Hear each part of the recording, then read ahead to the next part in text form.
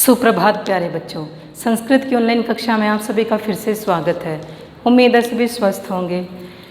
प्यारे बच्चों, पिछली वीडियो में हमने भाषा, व्याकरण और भाषा के वर्णों के विषय में पढ़ा था। अब इस वीडियो में हम उन्हीं वर्णों के उच्चारण स्थान के विषय में पढ़ेंगे। देखिए बेटा, उच्चारण स्थान क्या होता है, सबसे पहले हम यह देखेंगे। देखिए बेटा, जब भी हम किसी वर्ण को बोलते हैं तो हमारी जो जिह्वा होती है वो मुख के अलग अलग भागों को टच करती है, और वो जिन भागों को टच करती है वो उस वर्ण का उच्चारण स्थान कहलाते हैं। सबसे पहले यह देखिए कि उच्चारण स्थान होते क्या हैं। क्लियर? देखिए बेटा, धरती पर बहुत सारे मनुष्य हैं, सबके आँख, नाक, कान, मुंह, जीभ होते हैं। ठीक है, सबकी शक्ल ऑलमोस्ट एक जैसी ही होती है, क्योंकि सबके आँख, नाक, कान, मुंह, जीभ होते हैं। ठीक है, कई बार एक शक्ल के दो इंसान भी मिलते हैं। क्लियर है? जानवर है जैसे भैंसे हैं, उन सबकी शक्ल एक जैसी होती है। ठीक है, लेकिन फिर भी सबको अलग अलग नाम दिया गया है। ठीक ऐसे ही ये वर्ण हैं। ठीक है, कुछ स्वर हैं, कुछ व्यंजन है, कुछ अंतस्थ है, कुछ ऊष्म है। ग्रुप्स में इनको डाला गया है। ठीक है, जिन ग्रुप्स में इनको डाला गया उनके भी अलग अलग नाम होते हैं, जैसे अ, आ, ई, री, री, ए, ओ, औ, अं, अ। ठीक है, ये सब स्वर हैं। ठीक है, काव्रग, चाव्रग, टाव्रग, ताव्रग, पाव्रग, ये सारे व्यंजन हैं। य, र, ल, व, ये ऊष्म हैं। ठीक है, श, श, ह, ये सॉरी वो अंतस्थ थे, ये ऊष्म है। क्लियर? फिर भी क से लेकर माँ तक सारे स्पर्श व्यंजन हैं, सब स्पर्श व्यंजन में आते हैं। क से माँ तक 25 जितने भी वर्ण हैं, ठीक है, वो स्पर्श व्यंजन में आते हैं। फिर भी उन सब को अलग अलग उच्चारण स्थान दिया गया है। ठीक है, और ये जो ग्रुप बनाए गए हैं, क व्रग, च व्रग, ट व्रग, प व्रग, अगर रख चाहते तो हम क में प भी रख सकते थे, ट भी रख सकते थे, लेकिन ये जो ग्रुप बनाए गए हैं क, च, ट वाले, और इनमें जो वर्ण दिए गए हैं, इनमें वही उन्हीं वर्णों को रखा गया है जिनका उच्चारण स्थान सेम था। यानी क वर्ग में जितने भी उन सबका उच्चारण स्थान सेम है, च वर्ग में जितने उन सबका उच्चारण स्थान सेम है। ठीक है, ट वर्ग में जितने उन सबका उच्चारण स्थान भी सेम है। कहने का तात्पर्य यह है कि क से लेकर माँ तक हम किसी भी वर्ण को कहीं पर भी रख सकते थे, लेकिन हमने नहीं रखा। हमने कुछ को क वर्ग में रखा, कुछ को ट वर्ग में, और उन वर्ग में उन्हीं को रखा जिनका उच्चारण स्थान सेम था। ठीक है, तो कहने का तात्पर्य यह है कि जैसे हमें अलग अलग नाम दिए गए हैं, वैसे इन वर्णों को भी अलग अलग नाम दिए गए हैं जो उनके उच्चारण स्थान के आधार पर दिए गए हैं। चलिए अब देखते हैं। वर्णों को स्टार्ट करने से पहले हम ये उच्चारण स्थान क्या है इनको देखेंगे। देखिए बेटा, वर्णों का उच्चारण करते समय हमारी टंग एफर्ट्स करती है। ठीक है, और वो मुख के जिस जिस भाग को छूती है, टच करती है, उसे उस भाग का उच्चारण स्थान कहा जाता है। क्लियर? लेकिन आपने देखा होगा कुछ व्यक्ति गूंगे होते हैं, कुछ तोतले होते हैं। जो गूंगे होते हैं उनकी जिह्वा काम नहीं करती, उनकी टंग वर्क नहीं करती है। क्लियर? और जो तोतले होते हैं उनकी जो टंग है वो कम वर्क करती है। ठीक है, लेकिन जो अच्छी तरह से बोलते हैं, ठीक है, उनकी जो जिह्वा है, उनकी जो टंग है वो अच्छे से वर्क करती है, और वो मुख के जिस जिस भाग को छूती है उसे उस भाग का उच्चारण स्थान कहा जाता है। क्लियर? तो चलिए सबसे पहले हम देखते हैं कंठ। ये जो उच्चारण स्थान है इस सीक्वेंस में लिखे हुए हैं। सबसे पहले है कंठ। ठीक है, कुछ वर्ण ऐसे हैं जिनका हम उच्चारण करते हैं वो हमारे गले से निकलते हैं और सीधे निकलते हैं, हमारे जिह्वा किसी भी भाग को टच नहीं करती है। ठीक है, उसमें जो उच्चारण स्थान आते हैं उन्हें कंठ कहते हैं। कंठ के अगले वाला भाग होता है तालु। अब आप कंफ्यूज होंगे कि तालु क्या होता है। देखिए बेटा, जो हमारा गला है, गले के बाद जैसे ही हम इधर आते हैं और ये जो मुख का ऊपर वाला हिस्सा होता है, कहने का तात्पर्य यह है कि जो मुख की जो छत होती है, आप अपनी छत से, ठीक है, मुख की छत से अपनी टंग को ऐसे घर्षण करके देखिए। आप ऐसे करेंगे आपको कुछ खुरदरी लाइनें महसूस होंगी। वो लाइनें आपको जहाँ महसूस होती है उसे ही हम तालु कहते हैं। तालु जो है मुख की छत होती है। देखिए एक छोटा बच्चा होता है, हम उसे मुख के कभी भी इस हिस्से पे नहीं मारते, जोर से नहीं हम दबाते हैं, क्योंकि इससे उसके तालु पर इफ़ेक्ट पड़ता है। क्लियर? तो आपको समझ आ गया होगा तालु किसे कहते हैं। उसके बाद देखिए मूर्धा। मूर्धा होता है जब हम तालु से आगे की तरफ बढ़ते हैं, बाहर की साइड निकलते हैं, तो जो दांतों के पिछले वाला हिस्सा होता है, एक हिस्सा तो जो सामने दिखता है उसे मसूड़ा कहते हैं, इसके पिछले वाला जो हिस्सा होता है, बैक जो प्लेस होता है, उसको हम मूर्धा कहते हैं। क्लियर? उसके बाद देखिए दंत। जैसे ही हम मूर्धा से आगे आते तो हम सीधे दांतों पर आते हैं, उसे दंत कहते हैं। उसके बाद दांतों के जो अगले वाला हिस्सा होता है, बाहर वाला हिस्सा, उसे हम होंठ कहते हैं। जो वर्ण नासिका से उच्चारित किए जाते हैं, यानी जिनको बोलते समय नाक से हवा निकलती है, उसे हम नासिक्य वर्ण या नासिका कहते हैं। कुछ वर्ण ऐसे होते हैं जिनको बोलते समय गला और तालु दोनों एफर्ट्स करते हैं, उसे कंठ तालु कहते हैं। कंठोष्ठ जिनको बोलते समय गले का प्रयोग होता है और होठ आपस में टच होते हैं, उन्हें कंठोष्ठ कहते हैं। और दंतोष्ठ जिनको बोलते समय दांत और होठ आपस में मिलते हैं, टच होते हैं, एक दूसरे को स्पर्श करते हैं, उसे दंतोष्ठ कहते हैं। अब इन वर्णों के उच्चारण स्थान में कौन कौन से वर्ण आते हैं, अब हम उनको देखेंगे। उससे पहले एक बार आप इनको रिवाइज कीजिए। अगर कोई डाउट है तो कमेंट बॉक्स में पूछिए। ओके,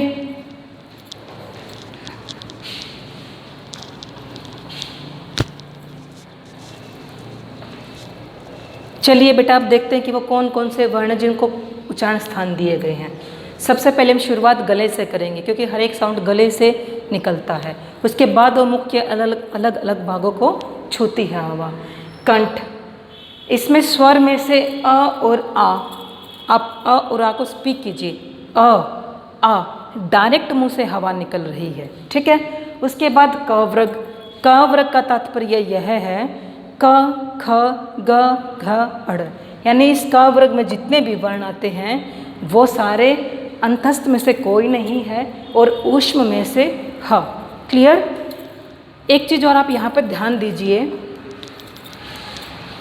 विसर्ग अयोग वा में से विसर्ग है।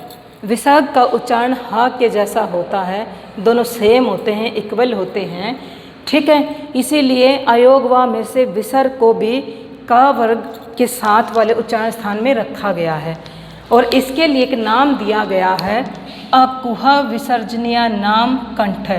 संस्कृत की अष्टाध्यायी पुस्तक से इस सूत्र को लिया गया है। उस बुक में ये सूत्र था। इसका मतलब है अ का मतलब है अ और आ, कु का मतलब है पूरा काव्रग, ठीक है। विसर्ग का ह का मतलब है ये ह और विसर्ग के वी का मतलब है ये वाला विसर्ग। क्लियर? ये जितने भी उच्चारित होते हैं, ठीक है, वो गले से उच्चारित होते हैं, इसलिए इनको कंठ नाम दिया गया है। क्लियर? यानी कंठ से अ और आ पूरा काव्रग, ह और ह के जैसा ही विसर्ग, इन सब को अकुह विसर्जनीय नाम कंठ सूत्र से हम याद रखेंगे और इनको कंठ वर्ण कहते हैं। क्लियर? एक बार फिर से आप इसकी रीडिंग कीजिए, अगर कोई डाउट है तो पूछिए एक बार।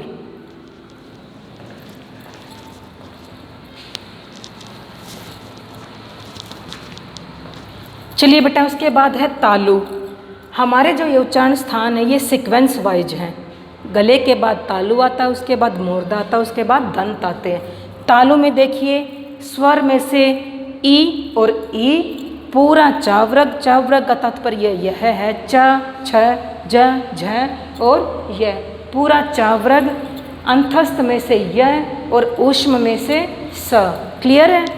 इसके बाद इसको अष्टाध्यायी के ईचु यशानाम तालु सूत्र से हम याद रखेंगे। ई का मतलब होता है दोनों ई, चो का मतलब पूरा चावरग और इस य का तात्पर्य है य और इस श का तात्पर्य है श। इन सब का उच्चारण तालु से होता है, इसीलिए इनको तालव्य वर्ण कहा जाता है। क्लियर? उम्मीद है दोनों को क्लियर हो गए होंगे। आगे देखिए मूर्धा। मूर्धा में दोनों री पूरा टावरग, टावरग का तात्पर्य है ट, ठ, ड, ढ और अण। अंतस्थ में से र, ऊष्म में से स। इन सब को अष्टाध्यायी के ऋतु नाम मूर्धा फॉर्मूले से हम याद रखेंगे। ठीक है, देखिए री का मतलब होता है री, टू का मतलब पूरा टावरग, र श ये वाला श, अणाना मूर्धा, इन सब को ठीक है बोलते समय हमारी जीव्या मूर्धा को टच करते हैं। आप स्पीक करके देखिए, ट ठ ड ढ अण र श। क्लियर, इसीलिए इनको मूर्धन्य वर्ण कहा जाता है। क्लियर, आगे देखिए दंतः, स्वर में से री का प्रयोग हम वैदिक संस्कृत में करते थे। ठीक है, री पूरा तावृग, तावृग का तात्पर्य है ता, थ, द, ध और न, अंतस्थ में से ल, ऊष्म में से स, और इन सब को याद करेंगे हम इस फॉर्मूले से। री का तात्पर्य है री, तू पूरा तावृग, ल ये वाला ल, श ये वाला श, इन सब का उच्चारण दांत से होता है, इसलिए इनको दंत्य वर्ण कहा जाता है। क्लियर, आगे देखिए ओष्ठौ, ओष्ठ का मतलब होता है होठ। ठीक है, जिनको बोलते समय हमारे होठ आपस में स्पर्श करते हैं, टच करते हैं, उन्हें ओष्ठ वर्ण कहा जाता है। इसमें आप देखिए उ पूरा पावृग, तात्पर्य है प, फ, ब, भ और म, अंतस्थ और ऊष्म में से कोई नहीं है। क्लियर, अब देखिए ओ का मतलब होता है दोनों ओ, पो मतलब पूरा पावृग, और उपधमानिया नाम होता है, हमने जब अयोगवा पढ़े थे हमने वहाँ पर पढ़ा था प और फ। ठीक है, इनको उपधमानिया कहते हैं। ये सारे इनको बोलते समय हमारे होठ आपस में स्पर्श करते हैं, इसलिए इनको ओष्ठ उच्चारण स्थान दिया गया, इनको ओष्ठ वर्ण कहते हैं। नासिका, जिनको बोलते समय हवा हमारे नाक से निकलती है, उन्हें नासिक्य वर्ण कहते हैं। स्वर में कोई नहीं है, वर्ण में भी कोई स्पेसिफाई वर्ग नहीं है, प्रत्येक वर्ग का पंचम वर्ण, ठीक है, इन सब का पंचम वर्ण जो है वो नासिक्य कहलाता है, और इसके लिए फॉर्मूला है यम गणा नाम नासिका च, और इन्हें नासिक्य वर्ण कहा जाता है। एक बार आप इन 6 को रिवाइज कीजिए, अगर कोई डाउट है तो कमेंट बॉक्स में पूछिए, उसके बाद हम बचे हुए 3 करेंगे। क्लियर,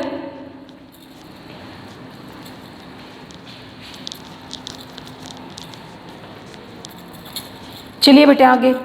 कंठ तालु, कंठ तालु का तात्पर्य है जिनका उच्चारण करते समय हमारा गला और हमारा तालु दोनों एफर्ट्स करते हैं, इसलिए इनको कंठ तालु कहते हैं। इसमें ए और आई, स्वर में से ए और आई है, व्यंजन में से कोई नहीं है।